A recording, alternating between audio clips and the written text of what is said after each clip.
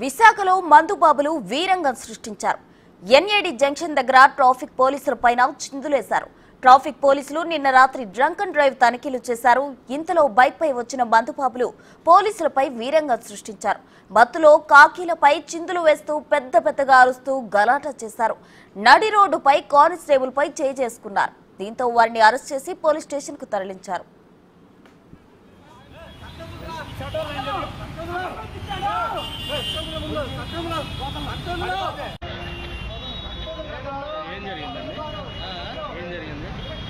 దొరికాడు వాళ్ళ ఫ్రెండ్ పారిపోయాడు.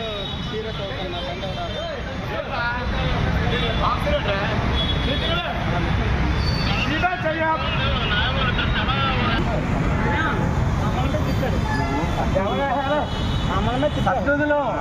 తప్పురా. పోలీస్ ఆఫీసర్ తిట్టారు. పోలీస్ ఆఫీసర్ చట్ట పట్టుకోకూడదు. తెలీదు. అతను